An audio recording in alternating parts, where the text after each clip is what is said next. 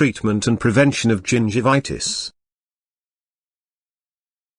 Does this sound familiar to you? My dentist and hygienist mentioned that I had irritated gums as they cleaned my teeth. This is a symptom of gingivitis. Gingivitis can be a stepping stone to major problems in the mouth and gum line. It can lead to periodontal disease, which is a much more serious problem with the potential for actual bone loss. Halitosis, bad breath, could be related to a gingivitis infection, as both are caused by bacteria. Red, swollen and/or bleeding gums characterize gingivitis. These symptoms are most evident upon flossing and sometimes from brushing. Bacteria cause gingivitis, and bacteria are considered to be responsible for bad breath. Sometimes, I could even see the bloodstains that the hygienist quietly wiped away with a towel. It was embarrassing enough to know that I wasn't controlling my gingivitis problem, but to know that she was actually trying not to make a big deal out of it was troubling. I knew my dentist was concerned because she gave me a bottle of alcohol-based mouthwash to try and mentioned that she wanted to see how I looked next time. I don't like using it. There is too much alcohol, and the taste is not very pleasant. Alcohol may also dry the mucous membranes in the mouth. The problem: bacteria can stick to your teeth and secrete acid onto them, contributing to cavity formation. They can also infect the gums,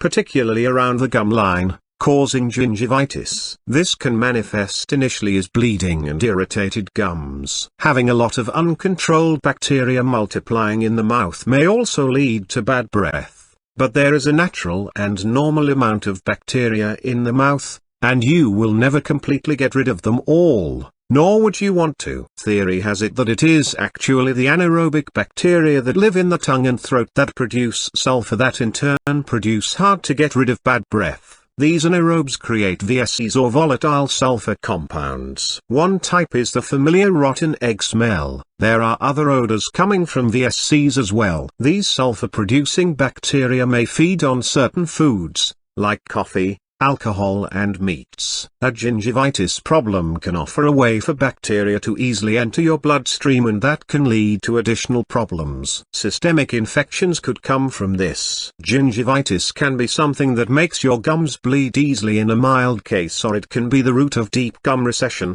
leading to bone loss in the worst case scenarios. Periodontal disease, loss of gum line, can be discouraging. A friend of mine once described the process as getting long in the tooth. Sometimes, people experience this problem by brushing too hard. Tip: using a soft bristled toothbrush with the type of motion that your hygienist recommends may help prevent eroded gum lines. Treatment and prevention. Had you ever heard of under the gum cleanings? This could be part of the protocol your dentist might invoke should you develop periodontal disease. If you know people that have had an under the gum cleaning, they may tell you that it is not very pleasant. Your dentist can deal with this problem in a variety of ways. However, prevention probably is the best option. Include good flossing and brushing habits. See your dentist for details. And you could add a non-alcohol-based mouthwash alternative to your regimen. I'm currently using a special toothbrush that uses vibration to clean the teeth. This device does a better job than a regular toothbrush in keeping my teeth clean. It does take a little while to get used to because of the vibration. It makes many vibrations per second. This helps to give it such wonderful cleaning abilities. Don't feel sad if you have excellent oral health habits but you still have bad breath. This is common and many people experience this same situation. Oral health products that don't contain sodium lauryl sulfates or artificial flavors that can still kill the bacteria that cause bad breath without using harsh alcohol or tough chemicals may be helpful. I am not a dentist. This article is for information purposes only. This article is not meant for diagnosis,